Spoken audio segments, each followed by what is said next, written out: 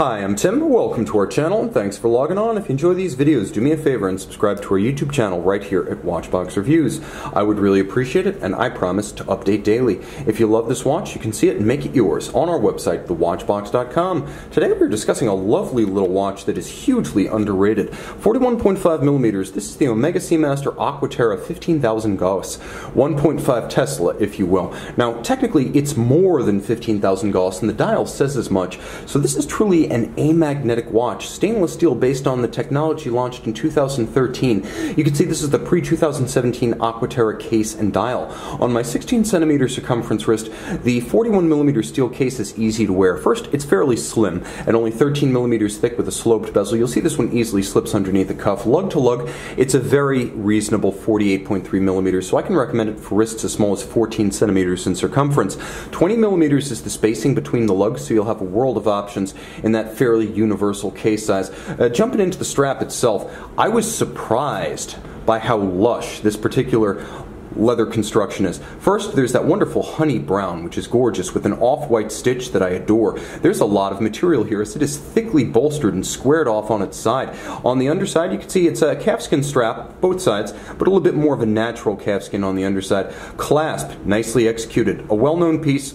Omega fans, you've been looking at this one since the middle of the last decade, but that's because it's brilliant. There's a minderless system underneath that allows you to tuck any excess length in, and effectively, once you've sized, let me see if I can demonstrate this to a degree, once you've sized it down, it sits underneath the body of the clasp, so there's no excess length visible once it's sized down, and there are no minder loops to mar the looks of the watch. It's a very clean clasp. It's also a very secure clasp. Plenty of metal here with a raised, relieved, and polished Omega logo, and twin trigger release, so this gives you absolute security against accidental deployment. Jumping back to the case band, you can see this is the Omega Seamaster, and for that matter, Speedmaster case profile we've come to know and love since roughly 1965. The mid-60s gave us this sheer satin finished side with the lyre style lugs that are beveled and flared at their edges.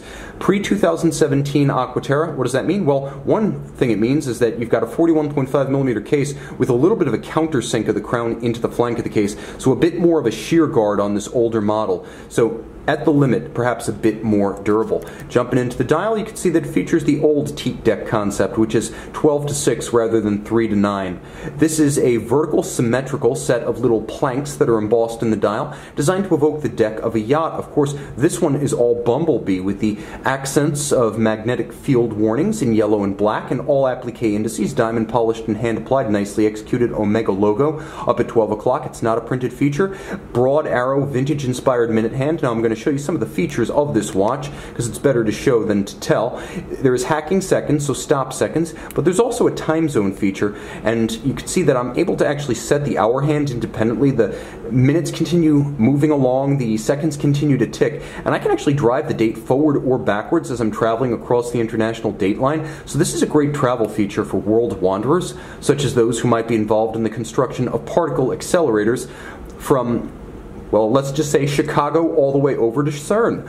Turn it all over, you can see 150 meters water resistant and a custom rotor, greater than 15,000 Gauss. There's a lot going on in here. Bidirectional winding, you can see twin mainspring barrels, so it keeps very even torque release and maintains its amplitude through 24 hours and beyond. That's always a problem with single barrel watches, no such problem here. 60-hour power reserve, it beats away at 25,200 vibrations per hour, which is a coaxial specific beat rate. You've got the time zone feature, stop seconds, COSC certified Swiss chronometer, silicone hairspring helping it to achieve that amagnetic status, caliber 8508 with a free-sprung balance and a full balance bridge, a very shock-resistant tandem, and of course with that coaxial system, which you can just barely see below my finger. It's the tri-level coaxial as envisioned by George Daniels, industrialized and later fine-tuned to near perfection in this generation of calibers by Omega. The tangential contact ensures short-term precision, yes, but also long-term timing stability and reduced maintenance requirements. There's a spiral arabesque Cote de Genève across